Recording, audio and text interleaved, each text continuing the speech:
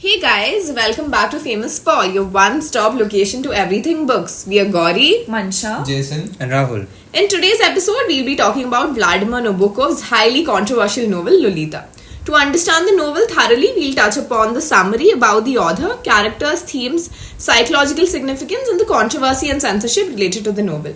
We also hope to locate the novel within a particular age and literary context.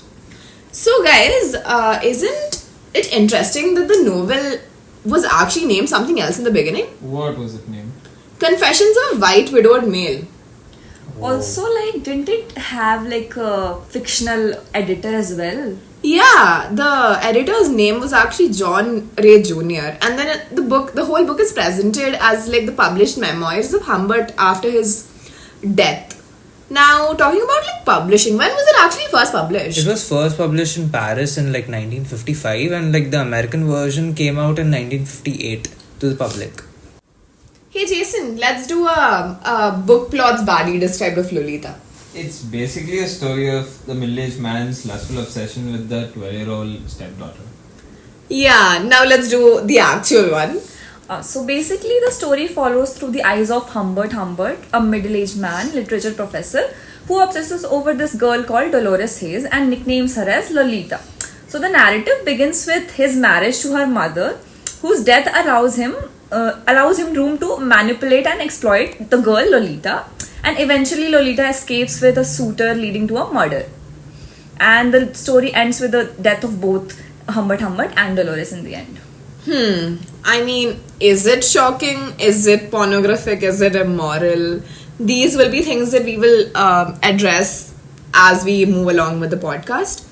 Now, talking about the mastermind of the production of the book, Vladimir Nabokov. So, talking about Vladimir Nabokov, he was a Russian-American writer, poet and translator, and he was very well known for his sophisticated prose, complicated storylines and themes on memory, time and the elusive nature of truth. He was born to strict parents in Russia in 1899, and he firsthand saw the fall of the Russian Empire, and that put a lot of changes in his ideological beliefs and his writing style. The fall of the Russian Empire led to a development of a sense of nostalgia and yearning within him, and Lolita as it acts like a symbol of Nabokov's own longing for youth and innocence.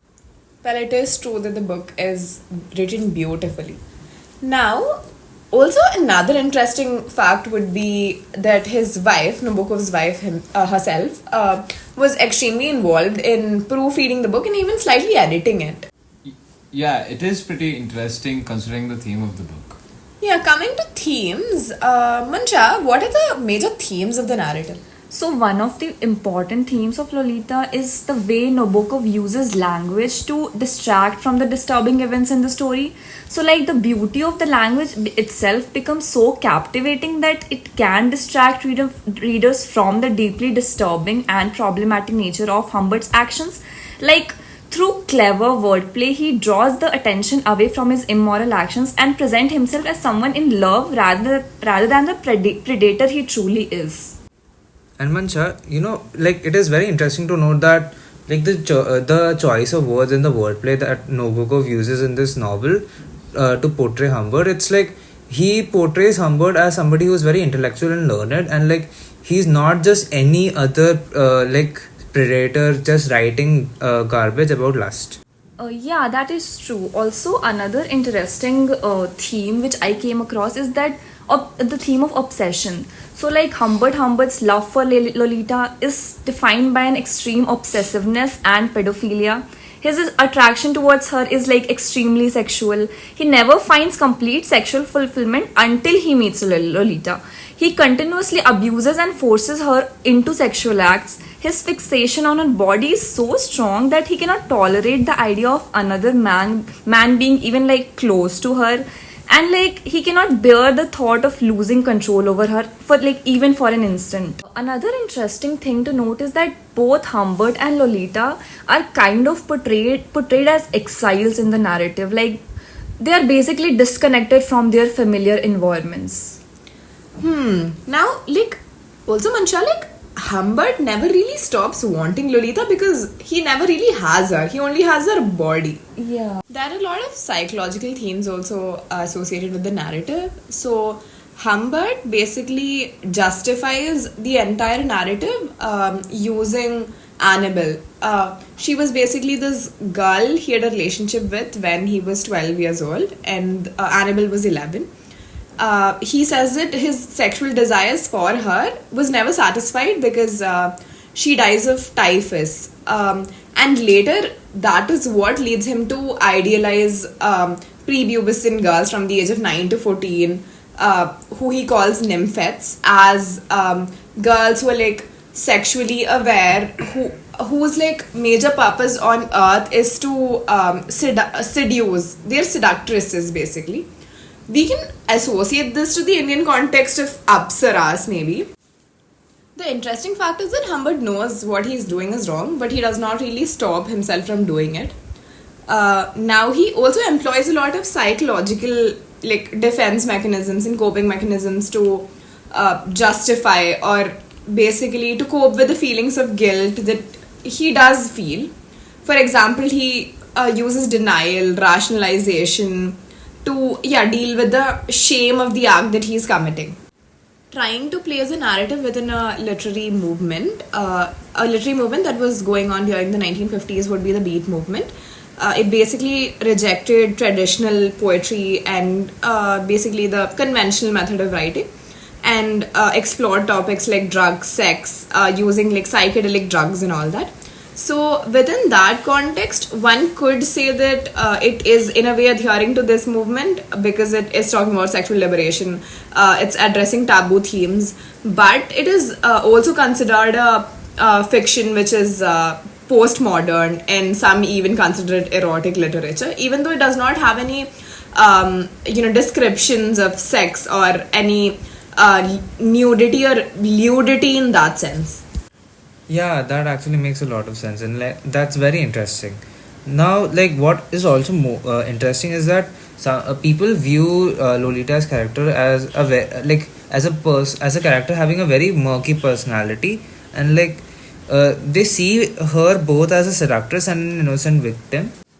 Moreover, what is interesting to note is that readers are made to believe that Lolita's character is very flirtatious, and like her willingness to engage in sexual activities with Humbert shows her seductive side.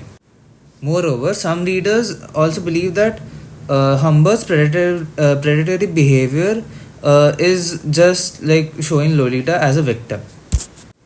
Charlotte, who is Lolita's mother, sees her as a spoiled, bratty pest. However, Humbert, on the other hand, he sees her as a nymphet, a creature of sunshine, a dream of happiness, and a perversion of a child. So, like, he views her in a very positive context, but her mother does not view her in the same light. Now, talking about Charlotte, Charlotte is Humbert's second wife, and she is a pretentious young widow who dreams of moving upwards in cultural sophistication and social class, and she fell madly in love with Humbert because of his European refinements. Yeah, so after listening to all of this, it's not surprising that the book was banned in multiple places. So, moving on to the censorship and banning, Lolita faced bans for obscenity across several countries, including France, England, Argentina, and New Zealand. Out of these countries, only two countries like France and England lifted the ban off at the same year of 1959. The bans were pretty obvious because of its complexities with pedophilia and everything else, which were seen deeply offensive and immoral by the authorities at that time. However, the novel also taps into a broader societal issue that extends far beyond its pages: the troubling practice of labeling young girls and women as overwhelmingly, irresistibly, and even demonically sexual objects to shift the blame away from men who pursue them.